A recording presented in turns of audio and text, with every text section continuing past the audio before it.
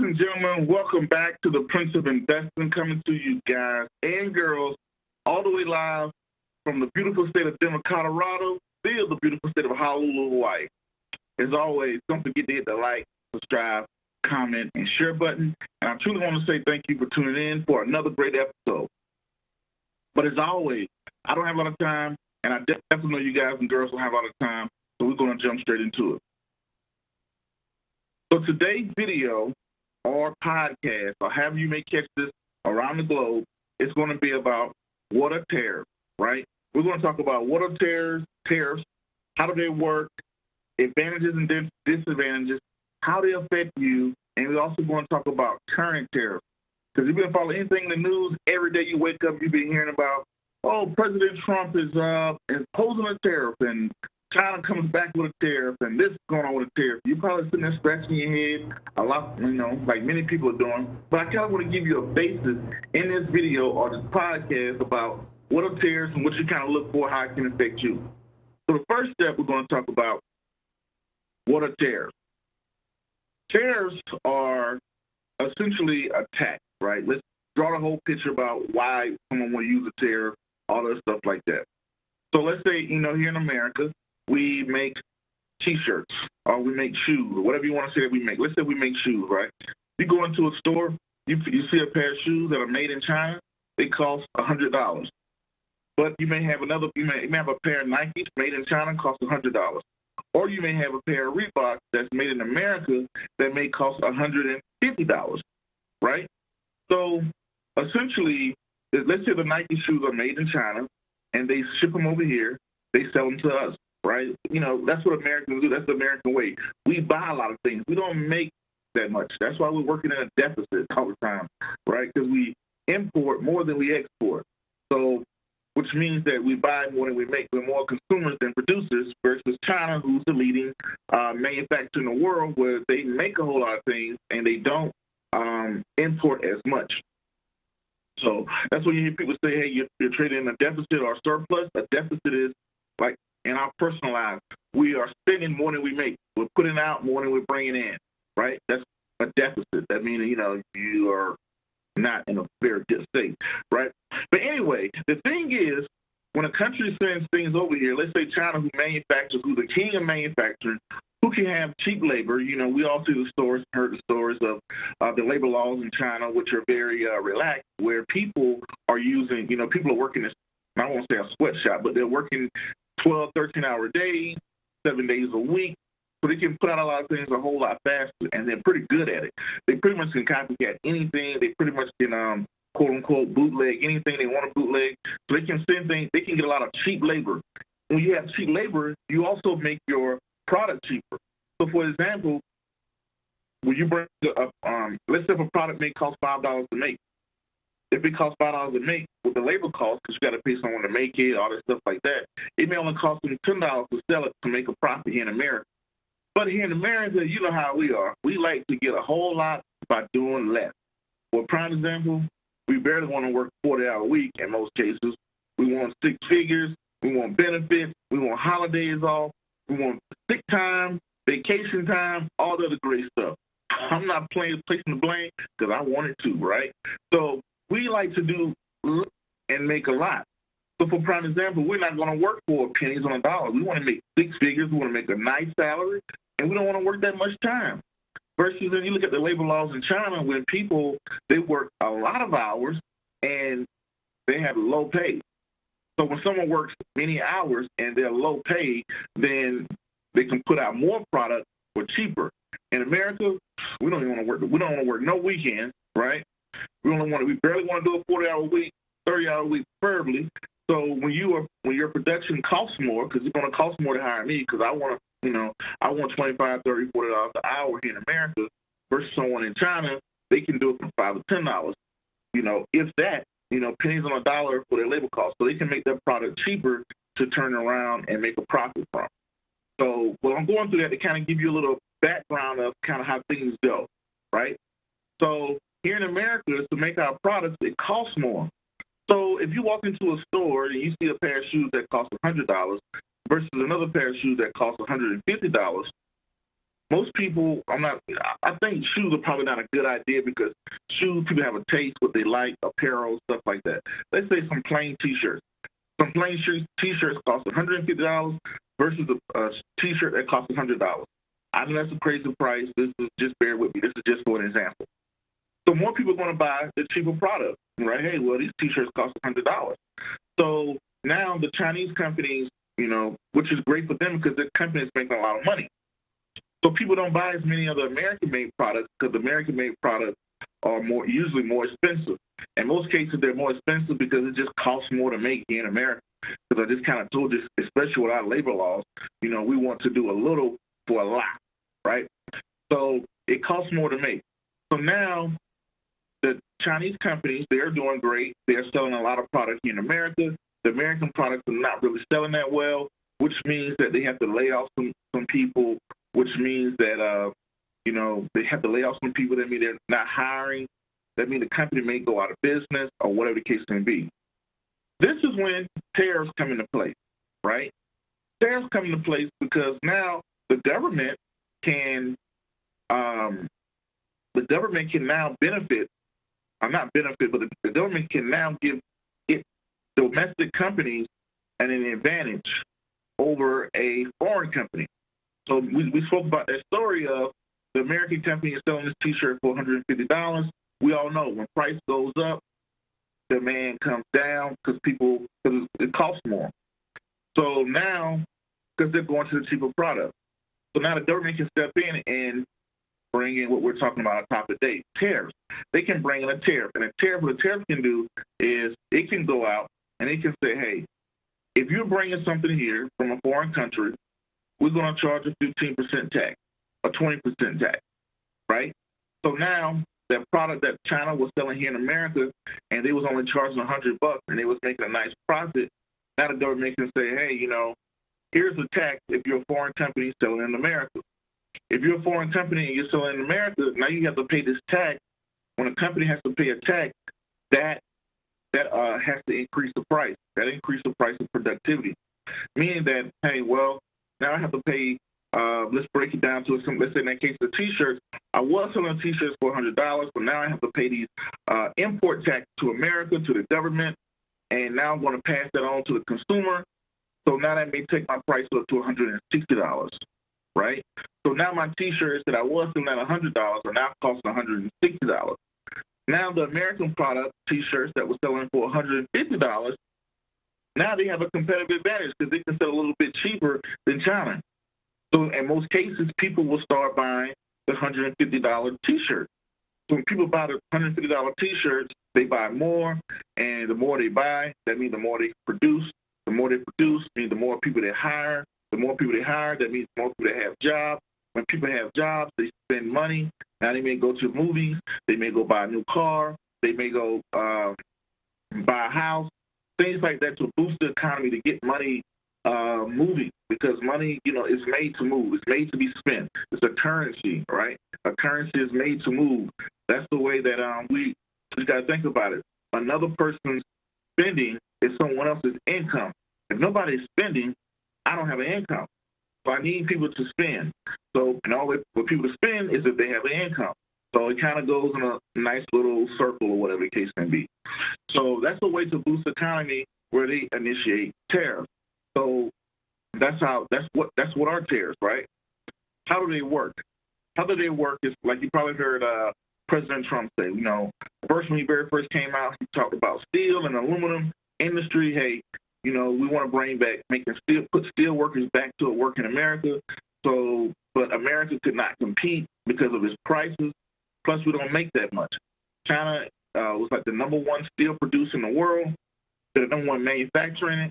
So to give itself a competitive advantage, it put a tariff on the aluminum and steel. When it put the tariff on aluminum and steel, it actually raised the price, and not raised the price, it shot up the stock, all the aluminum stocks and steel stocks shot up in price. Why would they shoot up in price? They shoot up in price because of the possibility of getting new business. Now they have a competitive advantage on the market that the government is giving them. So that's essentially how they work. They're essentially made to boost the economy by giving American economies a competitive advantage in the marketplace, in most cases when they feel they don't have a competitive advantage. Now, with everything, we're going to talk about who's the benefit. One of the biggest benefits are the government, because now it's making money off of tax, right? China has to pay import tax, or Australia or Europe, whatever company that a tariff is placed against, when they pay that money, it's coming to the government. So good on the government, they're making money. The second thing is it's good for an American company in that industry. If I was a steel maker and now China, my competitors' prices have been jacked up, now that gives me a competitive advantage. So, hey, when I have a competitive advantage, that means more profits for me. And usually when I make more profit, that means I can make more stuff, and usually I will hire more people. So that means a lot of American workers can now have jobs if they're working in that particular field. Also, who stands to benefit is usually the stock price, right? You've seen aluminum stocks go off, you've seen steel stocks go off, where people are just getting hired and the industry is starting to take a turnaround because they're making pretty good money. They can hire more people, all the great stuff like that. Those are the people to benefit. Now we're going to talk about the advantages and disadvantages.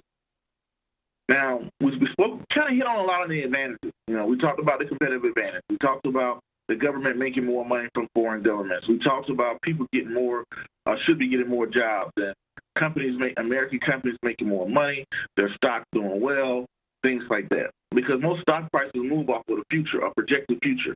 Wow, these guys are going to make more money than usual, the prices start to increase. Now, some of the disadvantages. Some of the disadvantages is that now people may just, for prime example, which you already have seen with China. One of the things they said is that, oh, okay, well, if you want to put tariffs on us, we're going to put tariffs on you. So if you're making us pay a tariff tax to sell in your country, we're going to put a tariff tax for your company, your American companies, your domestic companies, to be able to pay a tax on us. Now it's a reverse effect. Now you put a tariff on my companies.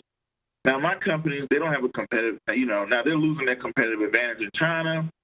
Now that they are, they lose the competitive advantage, that means there's less profit. When there's less profit, that means there's less people being hired. When less people are being hired, that means there's less jobs. When there's less jobs, that means there's less money, and it kind of goes on from there, right? Less jobs, less money, things like that, or whatever, right? So now people are having an issue with paying, so that's one of the big disadvantages. It turns into like a trade war. That's the term you've always been saying. Trade war ensues. That's how a trade war happens. You say, hey, I'm going to charge you 20% tariffs on all your aluminum. He's like, okay, cool. I'm going to charge you 20% tariffs on all your rice, right? I'm just throwing it out there. I'm not saying it's a product that we are big, that we sell to China. We're just hypothetically putting it out there. So you want to hurt my companies, I'm going to hurt your company. Then someone say, well, I'm going to hurt you more. And now my thing is, if a trade war breaks out, my personal belief of what I've known, what I've seen, my personal opinion, I think that America will win. Why? Because America spends, or America buys more than what it makes. So for prime example, if, we don't produce that much. We buy everything. So if a war ensues, we don't buy that much anyway. I mean, not that we don't buy that much, we don't make that much stuff anyway. So how much stuff is China really buying from us versus what we're buying from China? So how much stuff are we buying from China versus how much stuff they're buying from us, right? We buy a lot of stuff. We buy many things from them, and they're a big manufacturer. They're a big producer.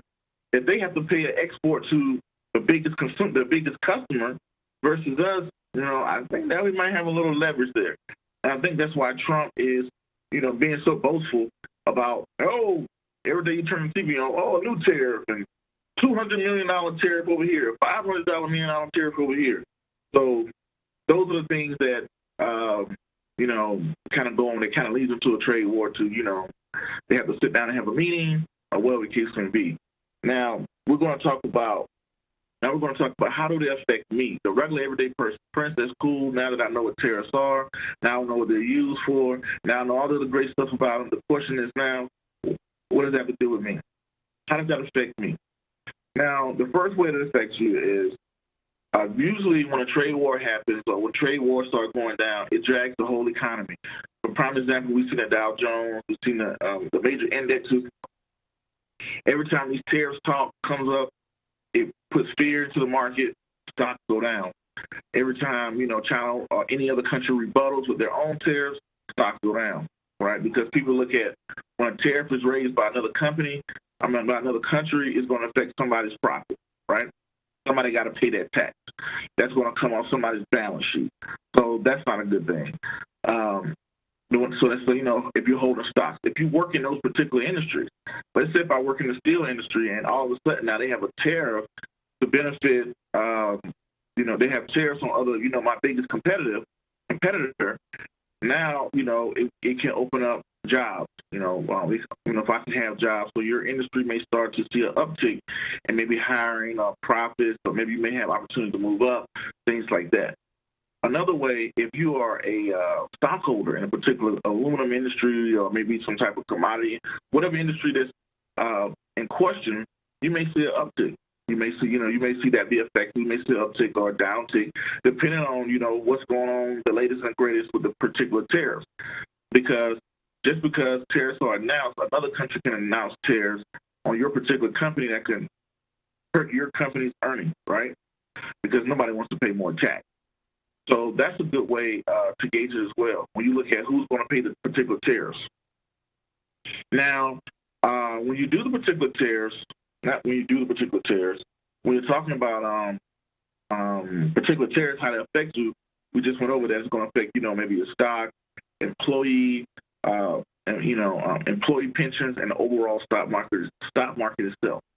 Because, it's fear and greed. When someone places a tariff, when Trump says it, sometimes the market may run up because we're like, ooh, wow, our companies, American companies now have an advantage. Then when China says it, then it's like, ooh, no, we don't like that, because the market moves off of that. Now, the fifth thing you want to get into is current tariffs. Current tariffs, I can't even keep up with the current tariffs. Every time I turn around, Trump says, oh, I'm going to put a tariff on this, and China comes back, oh, I'm going to do this. Then they're like, oh, we're going to have a trade meeting. Then they have a trade meeting, and they're like, oh, well, we're going to pull back. And then China's saying, hey, we're going to pull back. And then next week is this on Mexico and Canada and whatever the case may be. Then the same thing when it happens to China. So it's just, right now, it's kind of hard to say who's going to be what. It seems like it's some type of back and forth tennis match of who's going to do what. So it's kind of hard for me to just sit there and pay attention to every single day, unless I was in that industry. If I worked in the steel industry, I'm a firm believer. If you worked at a company for 5, 10, 15, 20 years, look into investing into the company that you work at. Because the companies that you work at, try to get some stock options. If you can opt in to get stock options in the company that you work in, try to get some stock options.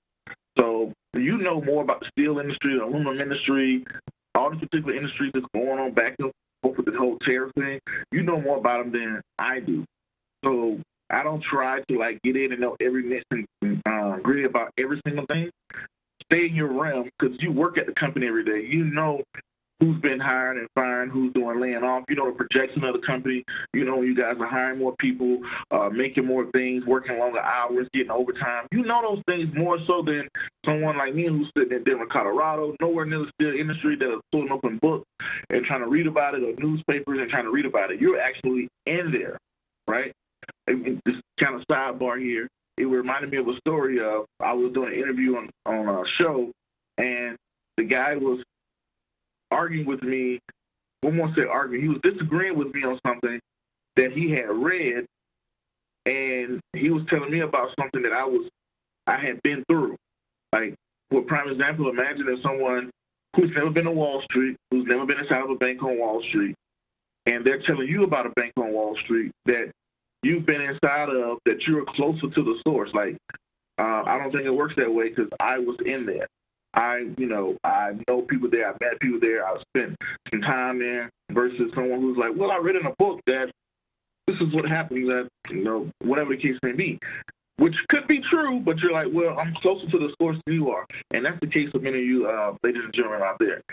So anyway, we spoke about it. We spoke about what are tariffs, How do they work, the advantages and disadvantages, how they affect you, and the crazy climate right now, what tariffs are going through. So I hope that helped you guys out. Don't forget, I'm going to go ahead and close this out. That's going to conclude today's episode.